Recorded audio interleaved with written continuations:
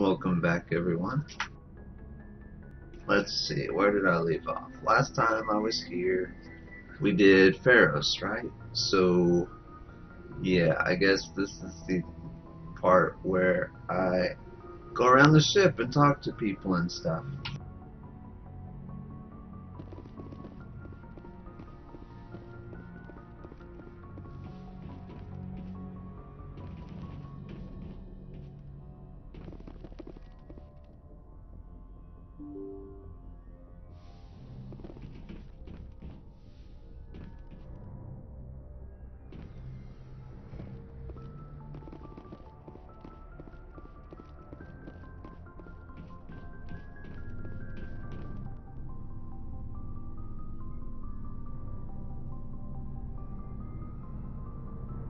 Anything you need, Commander? Just trying to get a sense of where the crew's at. Thoughts? Well, they know about the stonewalling you've had from the Council. They deserve to know what we're up against. They're on your side. They're pissed about the resistance we're getting, especially from our side. I'll have a better handle on all of it when my head stops hurting.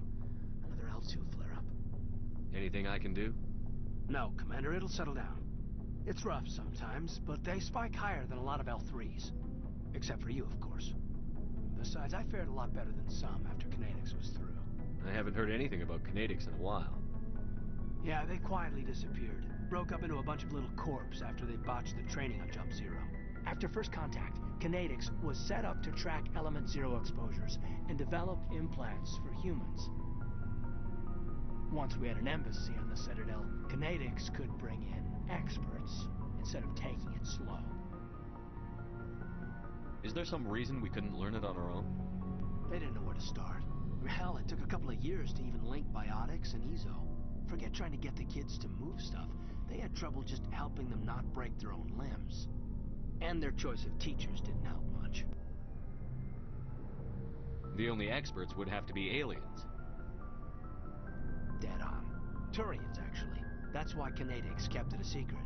They were afraid of what people back home would think, asking the Turians for help when we just fought a war with them.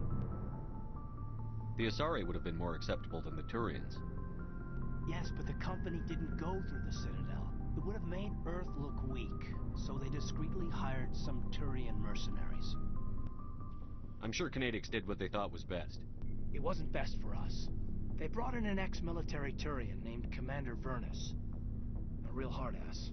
He basically had a free pass to break us if it would turn out a decent biotic. Kind of spiraled from there, Commander. Did he ever face charges for that? He got his, yeah. But like everything else at Jump Zero, it was under the table. The less said, the better. Anyway, this is ancient stuff. I walked it off a long time ago. I should get back to my duties, Commander. We're here to make history, not rehash it. What's your opinion on the last mission? I'm glad there aren't many aliens like the Thorian. I don't think my stomach could take it. One of my cousins has an agribusiness. I was thinking of calling him. Maybe he can get some shipments into Feros. I mean, now that they're cut off from the company. We'll talk another time, Lieutenant. Commander?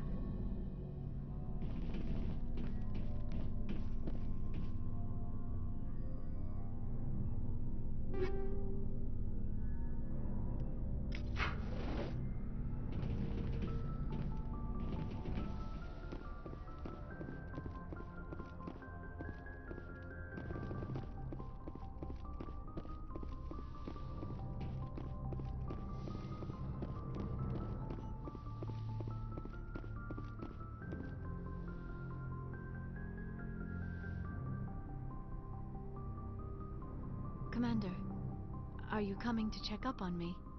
You look much better. How are you feeling? Dr. Chakwas assures me I am going to be fine. I was impressed with her knowledge of Asari physiology.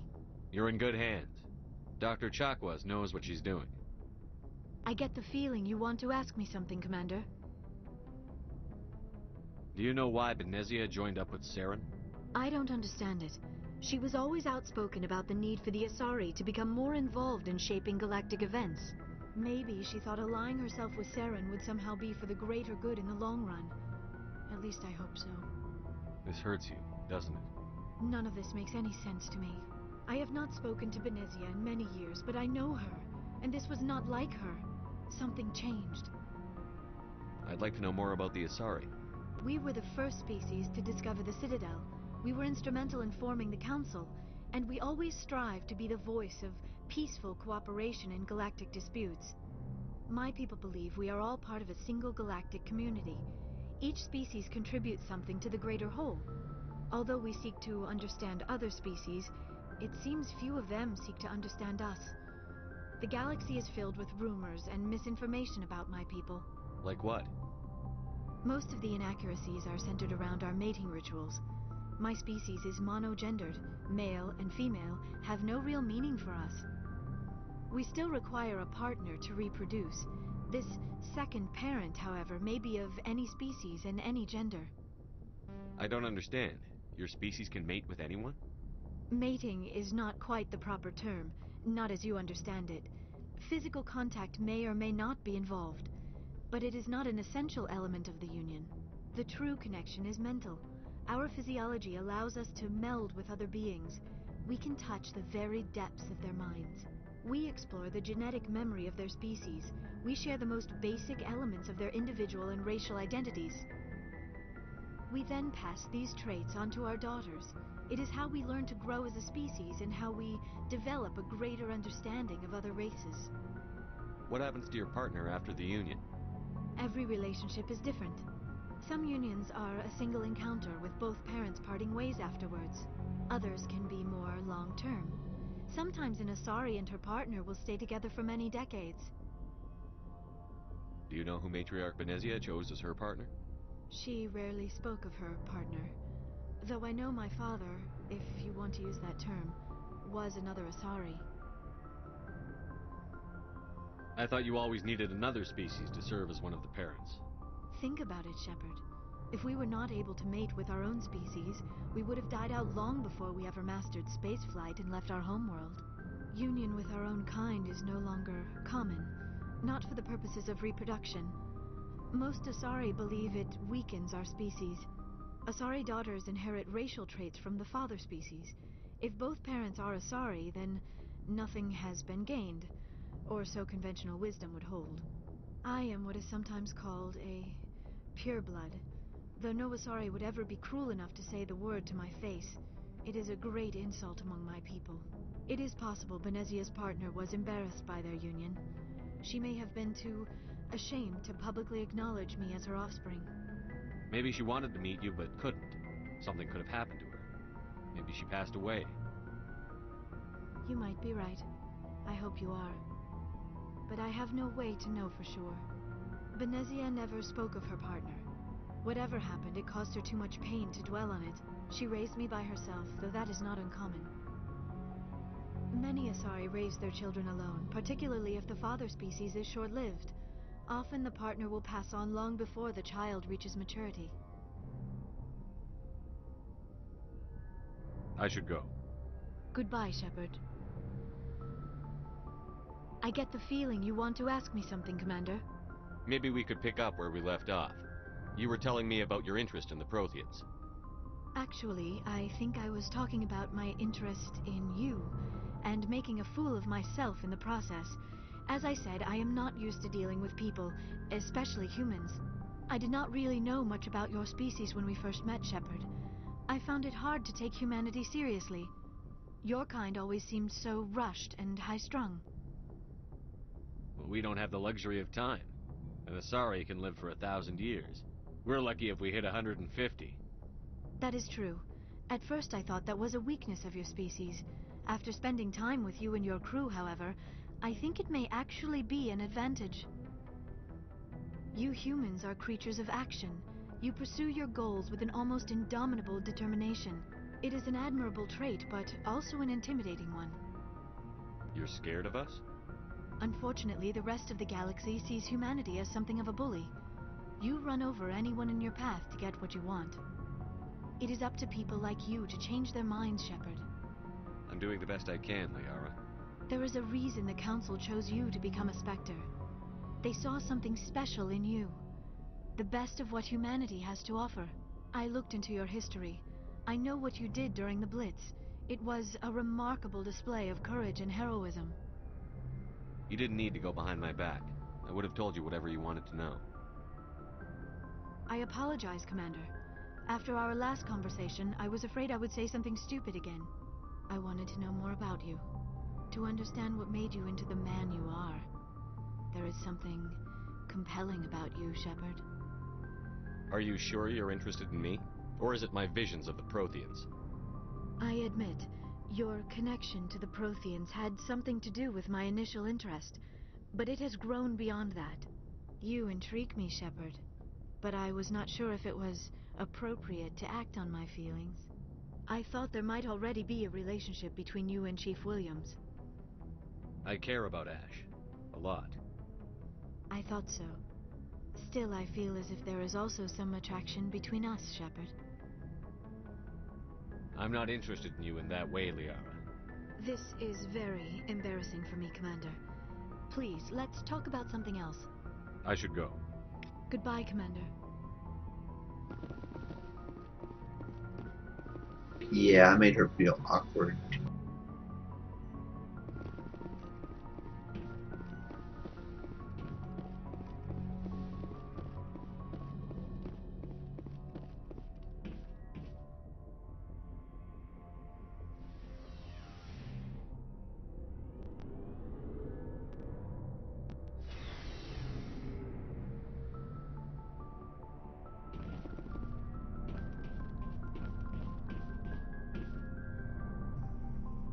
What do you want, Shepard?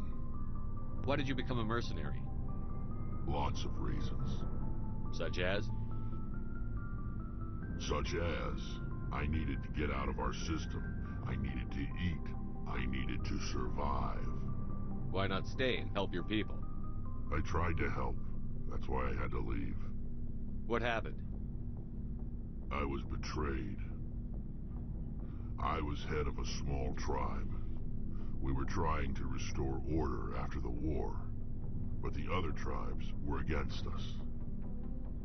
They followed Jared, one of the few warlords who survived the war with the Turians. But he was old, and so were his ideas. He wanted to continue the war. He wanted us to fight. Turians, Solarians, each other. It didn't matter who, as long as we were fighting. What did you want? I just wanted Jared to shut up, to stop his ranting. I wanted him to stop leading the tribes astray. But he couldn't understand how much things had changed. We didn't have the numbers to go to war. Even if we did, the genophage made sure we couldn't replenish our numbers fast enough. I told them all to forget about war. We needed to focus on breeding, at least for one generation. And for a while, we were getting through. Some of the tribes started coming around. I take it the warlord didn't appreciate that. No, he didn't. He arranged a crush with the tribes, a meeting on neutral ground. He wanted to talk. We met at the Hollows, near the graves of our ancestors. The skulls of our dead laid bare to remind us where we come from, and where we all go. It's as sacred as any Krogan place can be. Violence is forbidden. It sounds like a trap to me. You must have suspected as much. I did.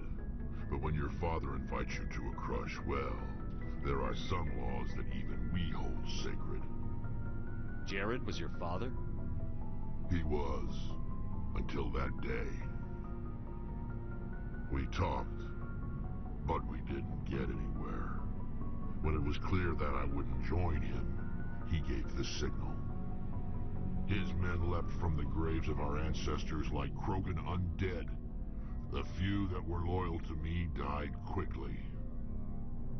I escaped with my life, but not before I sank my dagger deep into my father's chest. That is why I left, and that's why I'll never go back.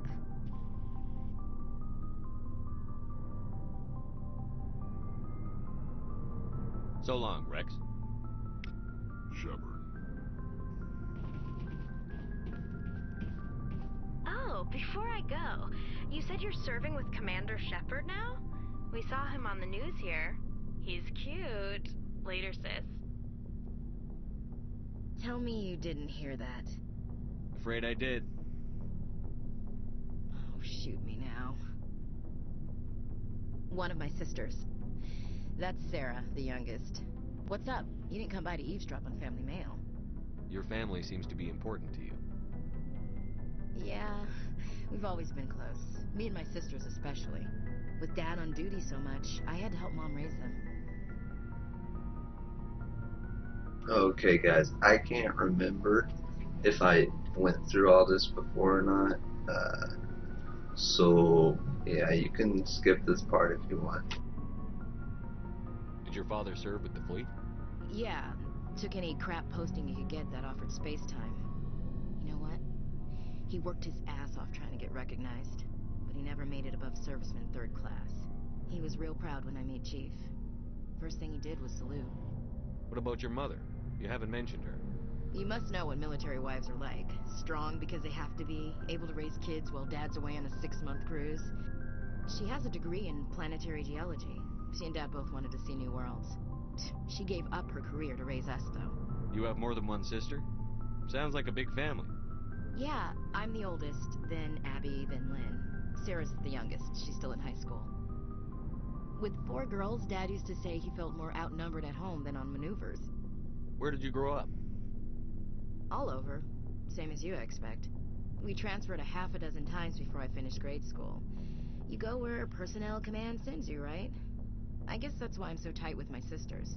We'd have to leave all our friends every 2 or 3 years. I was an only child, but I get the idea.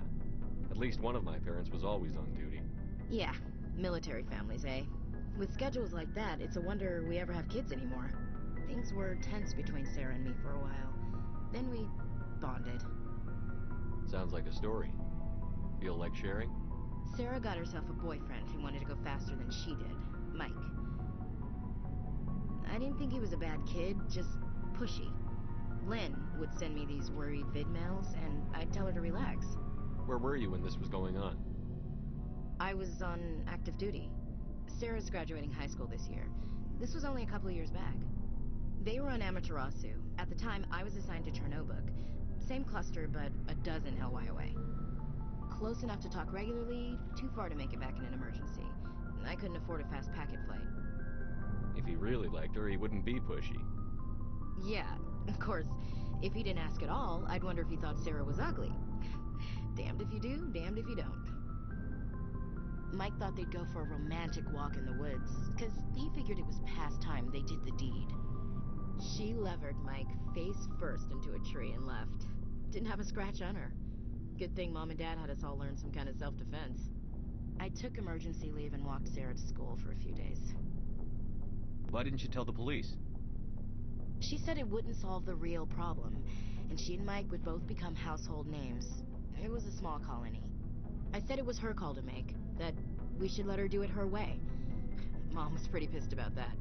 You said all of your sisters learned self-defense? Lynn did pistol practice, but didn't like it. She's kind of nervous. Sarah took Aikido. Abby decided to learn the sword. She always was a little weird. Likes big skirts and tops you have to tie her into. They do great things to her figure, though. So, what did you learn? One of Dad's friends taught me Marine hand-to-hand. You traveled all the way home to walk your sister to school. It was only a dozen light years, like a day's cruise. It's not like I was going to Earth or something. My last day out, Mike was waiting for us. Sarah had told her friends, so everyone at school knew what he did. He wasn't happy. I wanted to snap him in half, but Sarah gave me this look, this let me handle it, I need to do this alone look. She kept her cool, God bless her, as he screamed in her face. She just let him vent. Then he tried to punch her. I swear, she just flowed around him. Next thing I knew, he's face down on the sidewalk, and there's blood everywhere. That's unbelievable. Sarah must be as good as you. Better. I'm more or less a straight-up puncher. When he swung, she wasn't there anymore, and he fell. She helped him stop the bleeding and had me call an ambulance. She told the paramedics he fell. Before they took him to the hospital, Mike touched Sarah's arm. I thought he was going to end up on the ground again. But he hung his head, whispered, "I'm sorry," and started crying. And she hugged him. The Williams women are a decisive bunch, Commander. We do things when we're ready. Not before, not after. Your sister's something else. But you didn't mention your father at all. Was he on deployment? Dad always wanted to serve in space, but he wanted us to have real ground under our feet. He'd say, "Space is beautiful, but you can't raise a family there." I cannot rest from travel. I will drink life to the lees. All times I have enjoyed greatly, have suffered greatly, both with those that loved me and alone. For always roaming with a hungry heart, much have I seen and known, cities of men and manners, climates, councils, governments. I never thought I'd hear you reciting poetry. Just because I can drill you between the eyes at 100 meters doesn't mean I can't like sensitive stuff. Just don't spread it around. Ulysses was my dad's favorite poem. Every time he shipped out, he recorded me reading it. He had a dozen versions when he retired. Does he still like it? I sure hope so. I read it to his grave every time I go home. Dad passed on a few years back. He's probably still watching, though. So behave. You mean from wherever we go after death? Dead on, Skipper. He's with God now. That's not a problem with you, is it? That I believe in God? Everyone has the right to believe what they want. Says so in the Alliance Charter. Only with fancier words. I'm glad you're open-minded about it. I've met a few people who are really weirded out by my faith. Because I work in space, I can't believe in a higher power? Jeez. Hello, have you people looked out the window? How can you look at this galaxy and not believe in something? I should get back to my duties. Didn't mean to take up so much of your time. What's your opinion on the last mission? Gotta admire those colonials. That's about the worst place for a colony I've ever seen. Given the option, I'd get the hell out of Dodge. We'll talk later, Williams. Looking forward to it, Skipper. Commander, good to see you. You've been with CSEC a while. Have you seen much action? Well, not as much as you, but yeah, I've seen some interesting things. I'll bet you have. Anything in particular that stands out? I remember this Solarian geneticist I was sent to investigate. That case was a bit disturbing. What happened? Why were you investigating them? I was tasked with tracking black market trade on the Citadel. Most of it harmless, nothing I needed to pursue. But during the course of my investigation, I noticed an increase in the trade of body parts, organs mostly. We usually get a few of those, but not the numbers I was seeing. We weren't sure if there was a new black market lab or if some freak was harvesting organs from citizens. Can we say Repo Man? You've seen this before on the Citadel? Every so often, some lab sells unwanted parts through the black market, but they're not as bad as the cycles. I remember this one L-Corps diplomat we caught in my first year on the job. He was hacking people up and selling their organs. Had the station in a bit of a panic. But this case wasn't that clear-cut. Turns out there was more going on than we first realized. So how did you figure out what was happening? First, we got a hold of a sample and ran DNA tests. The weird thing was, the match led us to a Turian who was still alive and was very convinced he'd never lost his liver. After a bit of digging, I discovered this Turian worked briefly for Dr. Salion, the geneticist. So I went to his lab hoping to find evidence of cloned organ development, but there was nothing. No Solarian hearts, no Turian livers, not one Krogan testicle. You're kidding, right? Why would anyone want Krogan testicles? Some Krogan believe that testicle transplants can increase their virility, counteract the effects of the genophage. It doesn't work, but that doesn't stop them from buying. They'll pay up to 10,000 credits each. That's 40,000 for a full set. Somebody's making a killing out there. What did you do about the geneticist? I brought in some of his employees for interrogation, to see if I could get them to talk. While I was interviewing one of them, I came across something suspicious. You mean threaten? Was that really necessary?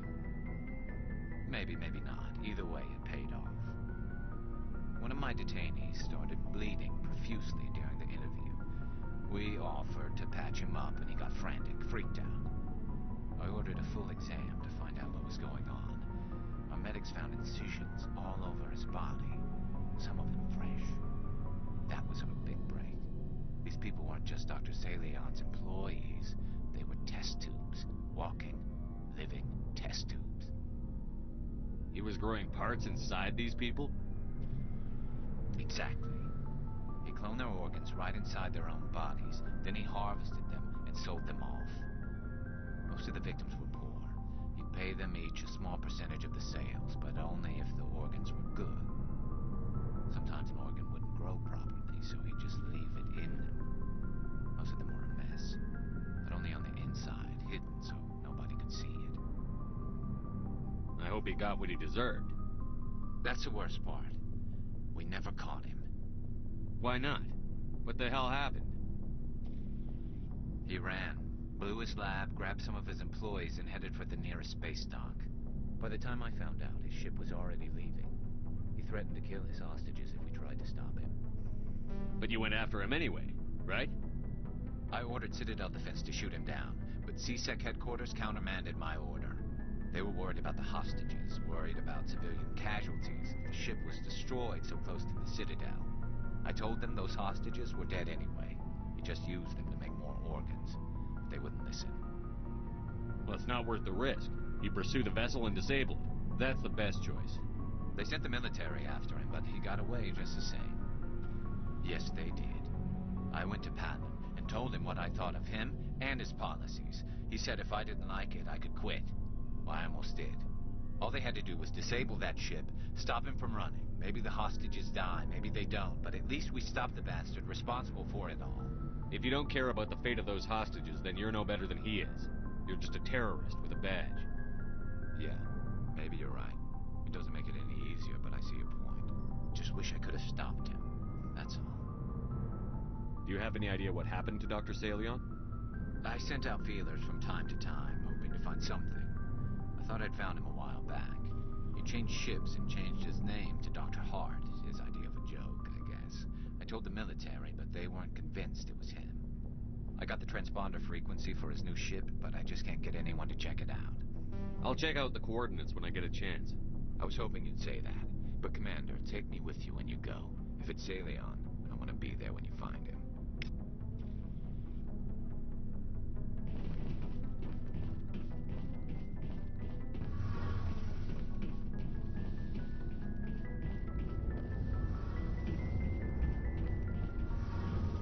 Shepard, I'm glad you're here. Good to see you smiling again, so to speak. I'm sleeping much better now. I guess I'm getting used to how quiet your ship is. I still think a lot about my pilgrimage, though.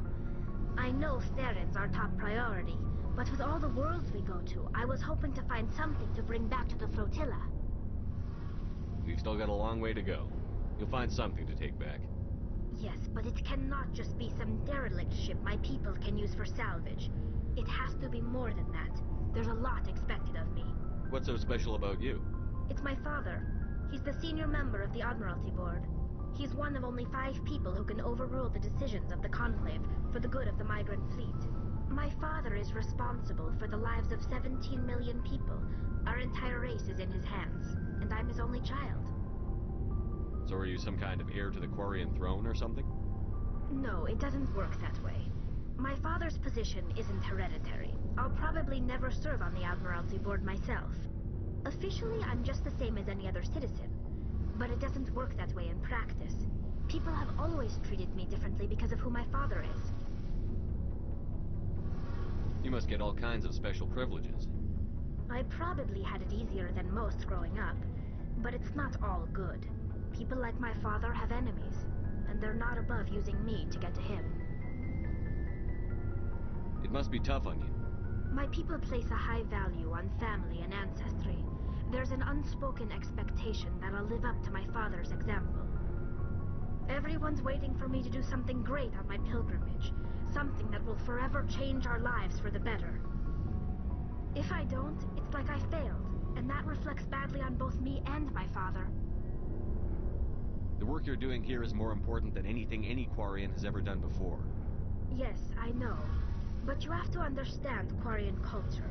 We're a very insular society. The events beyond the flotilla don't much matter to the average citizen.